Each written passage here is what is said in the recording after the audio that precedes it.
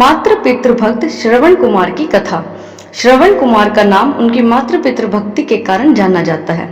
वह अपने अंधे माता पिता की इकलौती संतान थे। एक बार जब वह अपने माता पिता के लिए जलाशय से जल लेने गए, तब राजा दशरथ के एक बाण के कारण उनकी मृत्यु हो गई थी। जब भी बात माता पिता की सेवा की आती है तो श्रवण कुमार का नाम सबसे पहले आता है। यह बात त्रेता युग की है, जब भगवान राम के जन्म से पहले श्रवण कुमार नाम का एक लड़का था। श्रवण कुमार के माता पिता अंधे थे, इसलिए उन्होंने बड़ी ही कठिनाइयों और मुश्किलों से लड़ते हुए उन्हें पाला था। इसलिए जब श्रवण कुमार लायक हो गए, तब वे अपने माता पिता की सेवा करने लग गए। एक बार श्रवण कुमार के माता पिता ने इच्छा जताई कि वे तीर्थ धाम की यात्रा करना चाहते हैं। तब श्रवण कुमार बांस की दो बड़ी बड़ी टोकरियां लेकर आए और उन्हें बीच में से एक मजबूत लकड़ी से बांध दिया।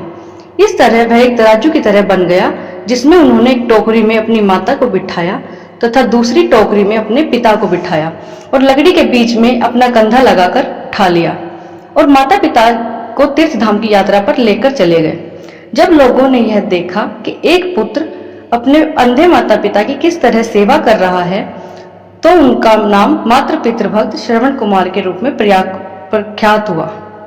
श्रवण हर रोज काम करने के लिए घर से निकल जाते थे। इसके बाद वह जंगल से लकड़ियां काटने के लिए जाते और अपना चूल्हा जलाने के लिए लकड़ियां जंगल से बटोर कर लाते थे। उसके बाद चूल्हा जलाने के बाद वह अपने माता पिता के लिए खाना बनाते। श्रवण कुमार को इतनी मेहनत करते देख उनके माता पिता हमेशा यह सोचते थे कि कब इस उलझन से मुक्त हो पाएंगे। श्रवण की माता घर के काम करने के लिए श्रवण को मना करती थी, लेकिन फिर भी श्रवण कुमार अपना कर्तव्य मानकर घर और बाहर का हर काम स्वयं करते थे। एक रोज श्रवण कुमार खाना बना रहे थे, तब उनके माता पिता ने उनसे कहा कि उन्हें प्यास लगी है। अपने माता पिता की प्यास बुझाने के लिए श्रवण कुमार नजदीकी जलाशय से जल लेने के लिए चल पड़ते हैं। जब श्रवण कुमार जलाशय से जल भर रहे थे, तब उनके बर्तन से ऐसी आवाज निकल रही थी जैसे कोई जानवर पानी पी रहा हो।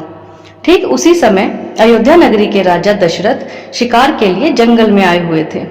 राजा दशरथ के पास सप्तभेदी बाण चलाने की कला थी, जिसमें वह केवल ध्वनि सुनकर अपने बाण को निशाने पर मार सकते थे। श्रवण कुमार पानी भर रहे थे। उनके बर्तन से निकलने वाली ध्वनि जब राजा दशरथ ने सुनी तो उन्हें लगा वह कोई पशु है जो कि जल पी रहा है। यही सोचकर राजा दशरथ ने उस ध्वनि की तरफ अपना बाण छोड़ दिया। जब वह बाण श्रवण कुमार के शरीर पर लगा तो उन्होंने जोर से चिल्लाया।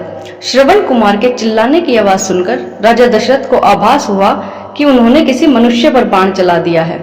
अपने घोड़े से उतरकर राजा दशरथ तुरंत उस जगह पहुंचते हैं जहां पर श्रवण घायल अवस्था में पड़े थे। राजा दशरथ को अपने किए पर ग्लानि महसूस होती है और वह मन ही मन बहुत दुखी होते हैं और श्रवण कुमार से क्षमा मांगने लगते हैं। श्रवण कुमार उन्हें धीरज बांधते हुए कहता है, महात्मा आप जो भी हो, मेरा केवल इतना काम कर दीजिए। मेरे माता पिता अंधे हैं तथा वह नजदीकी कुटिया में मेरी प्रतीक्षा कर रहे हैं। आप यह जल ले जाइए और उन्हें पिला दीजिए। यह कहकर श्रवण कुमार अपने प्राण त्याग देते हैं। अपना मुख श्रम से नीचा करके राजा दशरथ श्रवण कुमार से वह जल पात्र लेकर उसके माता पिता के पास पहुंचते हैं। वहां पहुंचकर जब राजा दशरथ उन्हें जल पिलाने के लिए कहते हैं, तब वह दोनों उनसे पूछते हैं कि उनका बेटा कहाँ है। तब मन में दुखी होते हुए गिलानी से भरपूर राजा दशरथ उन्हें सारा वृतांत बताते हैं। वह उनके अपराधी है तथा उनकी एक भूल के कारण उनके पुत्र श्रवण कुमार की मृत्यु हो चुकी है। अपने इकलौते पुत्र की मृत्यु की खबर सुनकर दोनों माता पिता बुरी तरह रोने लगते हैं और इसी प्रकार उनकी माता रोते रोते अपने प्राण त्याग देती है। तब श्रवण के पिता ने राजा दशरथ से कहा, हे राजन, तुम्हारी एक भूल के कारण मेरे पूरे परिवार का विनाश हो गया है।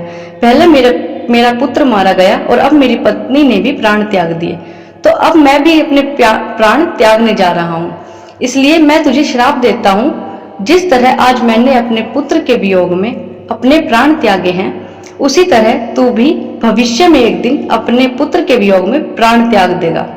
राजा दशरथ को यह श्राप देते हुए श्रवण के पिता भी अपने प्राण त्याग देते हैं। प्यारे दोस्तों, ये थी मातृ पितृ भक्त श्रवण कुमार की कथा। वीडियो अच्छी लगे तो वीडियो को लाइक करें। मिलते हैं अगले वीडियो में।